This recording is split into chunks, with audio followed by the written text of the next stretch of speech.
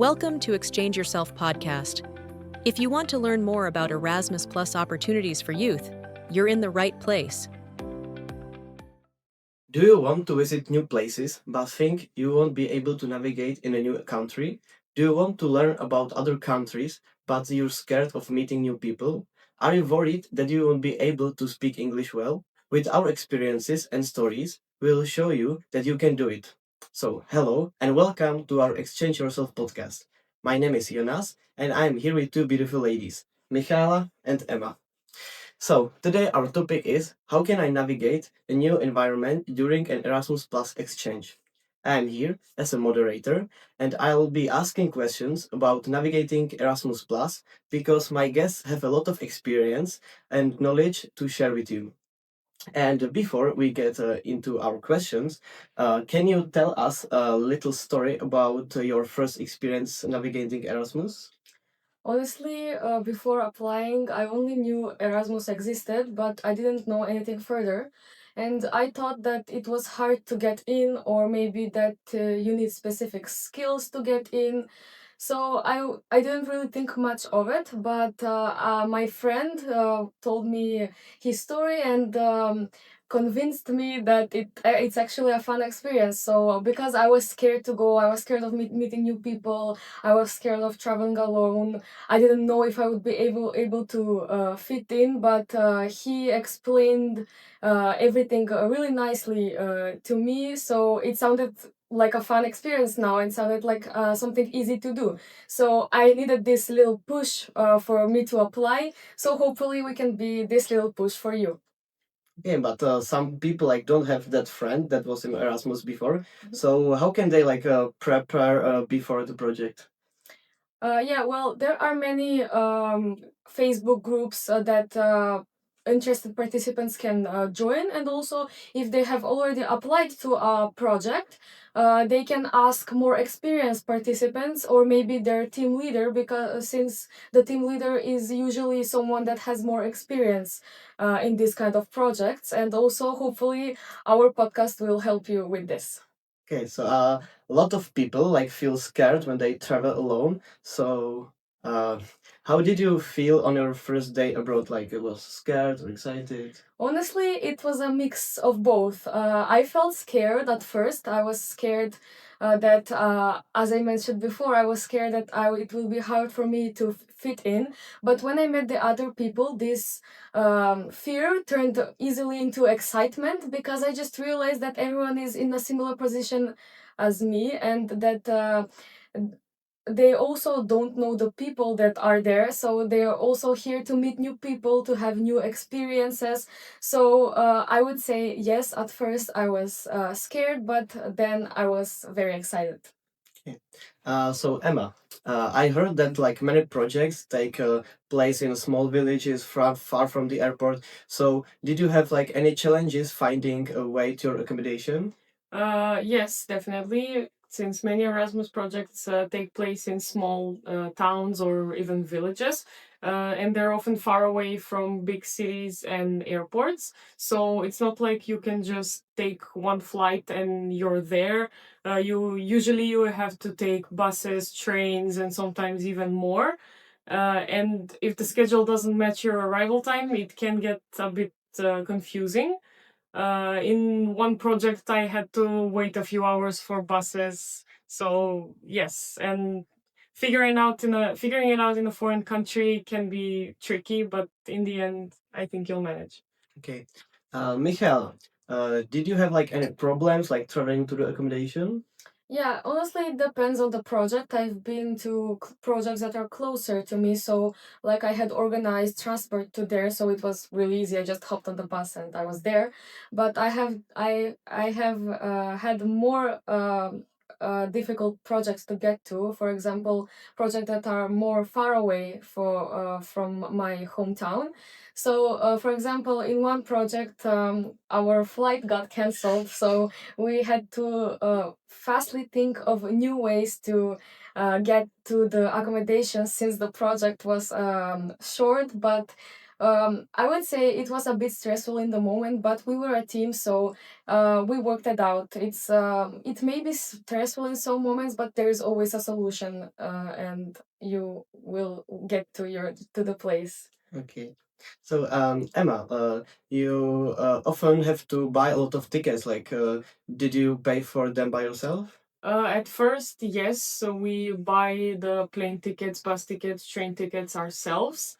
However, the good thing about the Erasmus project is that the organizations pay you back, pay you the money you paid for the tickets back. As long as you stay within a specific budget, you will get paid back. So even if it seems expensive at first, you will get the money back.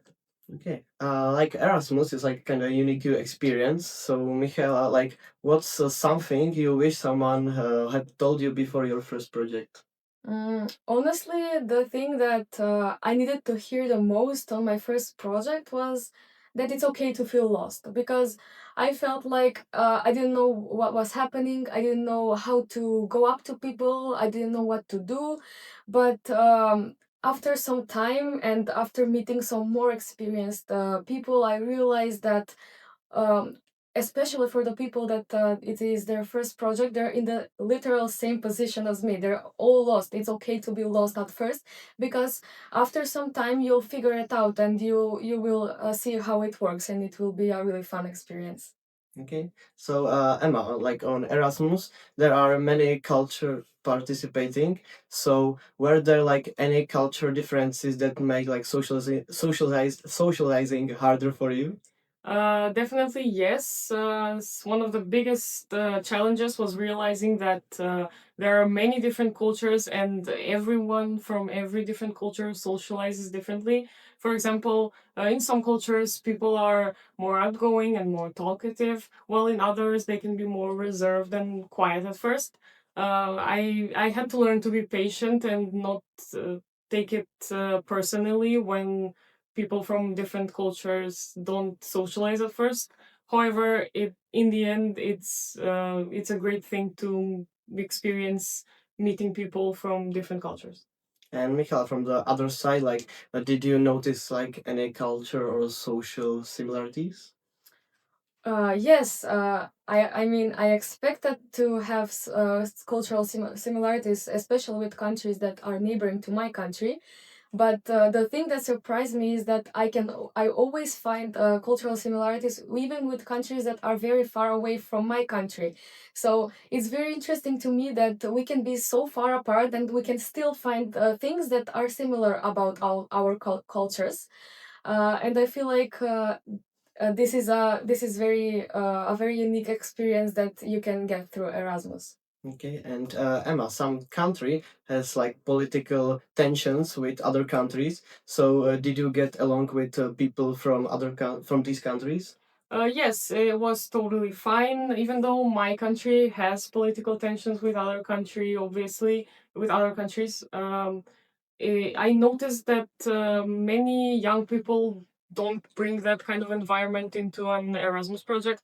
So we are all there to learn and grow and make new friendships, and not to argue about some political situations in our countries. So once you get to know someone as a person, not as a nationality, you realize that you have a lot more in common than you think. So yes, I got along with everyone and had a great time. It's nice. And Michaela, a lot of people like don't smoke or drink. So, did you feel like any pressure on you? I mean, honestly, I would say no, because there are many different people on Erasmus. I would say that you can always find people with similar interests with you, and you can also find people with different interests than you. And this is the beautiful thing, because there is always someone you get along with. Out of this diverse group of people, you will always find people like that you can hang out with. So I feel like you there is no specific, like there is no pressure on you to do anything, because you will be able to hang out with different types of people. Okay, like for many people, like English isn't their mother language. So Emma, was it hard for you to communicate entirely in English? For me, no, since I've been fluent in English for a long time. However, I can understand how it could be difficult for other participants. Even if you are fluent in the language, it can be tricky to communicate your feelings with a language that is not your first language. So yes, I definitely understand how some people can face some difficulties. Okay, and Michaela, some question for you. Yeah, I would say at first, yes, it was difficult. I mean, I have learned English in school since the first grade, and I have watched many series in English, but honestly, I have never like really spoken the language. I understand everything, but the understanding wasn't the hard part. I understood everything, but the hard part was me putting my feelings and my thoughts into words. Like the words didn't flow to didn't get to my I couldn't get my words out of my mouth really easily right now. So yeah, but I would say with time it gets easier. So yeah, yes at first, but with experience it gets way easier. Okay, and Michaela, like, do you need any specific skills to participate in Erasmus projects? I would say mostly no. Like it for some projects, it might be good to have specific skills, but I would say it's not a necessity. And it actually the beautiful thing about the Erasmus project is that like maybe I would know something that other people don't, so I would share it with them. But this other person might know something that I don't, or might have some skill that I don't, so I can learn that from them. And so it's definitely not a necessity, and you can learn from other people. Okay, Emma, it can be difficult for like younger participants to be separated from their family like for the week or 2 weeks. So, what are your like experience or advices? There is definitely something people struggle with. For me, I managed. However, I have a dog, and for me, it was difficult to be separated from my dog for a week, sometimes even 10 days or even more. And I can definitely understand how, for especially younger participants, it can be a little trickier to be away from your family and your parents. However, I think the experiences you make and the skills you acquire from the project will be worth it. Okay, and Michaela, like, if you feel lost, is there someone to lead you? Yeah, definitely you can find people that can lead you. For example, your group leader can help you with things that you are lost, but also you'll make friendships with people, and this will be usually you can find people that have already participated to this kind of projects. So they will be able to lead you on this on the workshops and through the whole project. So because Erasmus is gets diverse people, you will always be able to find people that have already got this kind of experience. Yeah. Emma, what was the hardest thing to navigate for you? For me personally, the hardest thing to navigate was being sociable 24/7, since the Erasmus project always include social activities, and even when you're not doing something that is from the organizers in the evening, it's hard to say no to hangouts, to parties and stuff like that.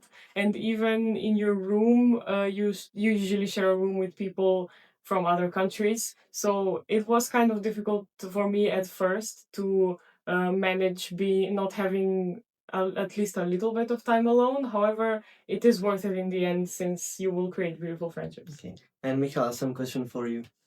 I would say something similar about socializing, but um, for me, I was at first I was scared to show my personality because I felt like I wouldn't fit in.